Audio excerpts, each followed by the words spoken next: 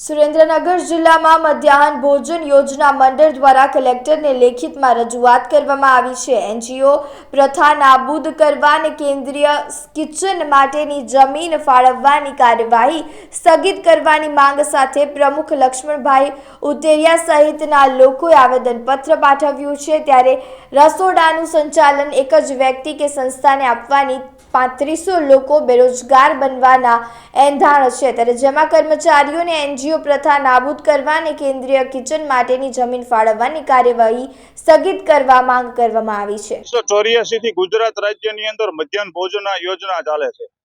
તેમાં સ્થાનિક કક્ષાએ સંચાલક રસોઈયા અને મદદનીશ છેલ્લા કોઈ 25 વર્ષથી, કોઈ 30 વર્ષથી, કોઈ 33 વર્ષથી માત્ર 200-500 રૂપિયામાં ફરજ બજાવે છે। હાલ માંડ સારા દિવસો આવ્યા છે ત્યાં સરકારે ગુજરાત રાજ્યના 11 જિલ્લાઓમાં ખાનગી કેન્દ્રીય રસોડા બનાવવા માટે જગ્યાની ફાળવણી માટે લેટર કર્યા છે। તે આજરોજ અમારી ધ્યાન ઉપર આવતા અમો સુરેન્દ્રનગર જિલ્લાના તમામ સંચાલકો સુરેન્દ્રનગર કલેક્ટર સાહેબને આ એનજીઓકરણ અને ખાનગીકરણ બંધ કરવા માટે આવેદન આપી અને એની રજૂઆત કરવા માટે આવ્યા છે। હાલ સુરેન્દ્રનગર જિલ્લાના 3700 સંચાલક રસોઈયા અને મદદનીશની રોજીરોટીનો સવાલ છે।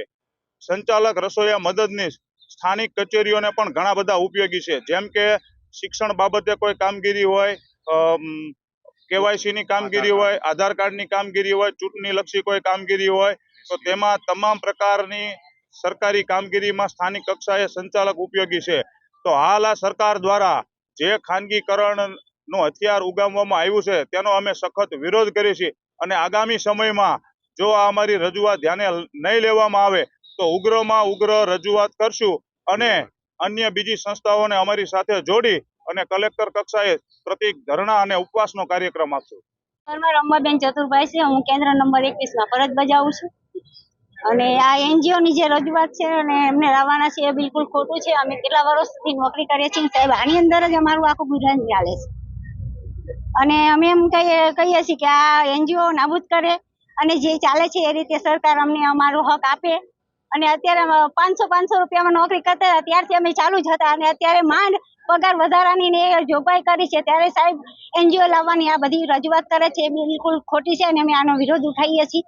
અને જો અમારો વિરોધ ન માને તો અમે આગળ દિલ્હી લેવલ સુધી જવાનું થશે તો બી અમે જઈશું અને ધરણા ઉપર ઉતરશું અને આની આ ઉપવાસ ઉપર ઉતરવું થાય કે ગમે તે કઈ થશે પણ અમે એનજીઓ ને નહીં લાવવા દઈએ એટલે નહીં જ લાવવા દઈએ।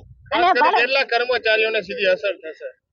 37,000 કર્મચારીની અસર થાય છે અને એમાં મોટા ભાગની બધી વિધવા બહેનો છે અને ભારત સરકાર એમ કે છે કે બહેનોને આગળ લાવવાની, તો આમાં તો બહેનો આગળ ક્યાંથી આવે? એમ ભારત સરકાર એમ કે બધી જ્યાં જઈએ ત્યાં બહેનો આગળ આમાં બહેનો તો અમે તો આગળ ક્યાંથી આવીએ જ કેમ? તમે તો અમને હાવ બેહાડી જ દેવાની વાત કરો છો। તો આના વિધવા બહેનોને તમે આવી રીતે કરશો તો અમે અમારા છોકરાઓ ભણાવીશું કઈ રીતે અમારું ભરણ પોષણ કરશું? અને સાહેબ અમારી વાત ધ્યાનમાં રાખો તો બહુ સારી વાત છે, નહીતર પછી આગળ જે કઈ કાર્યવાહી કરવાની થશે અમે ક્યાંય પાછા પડીશું નહીં।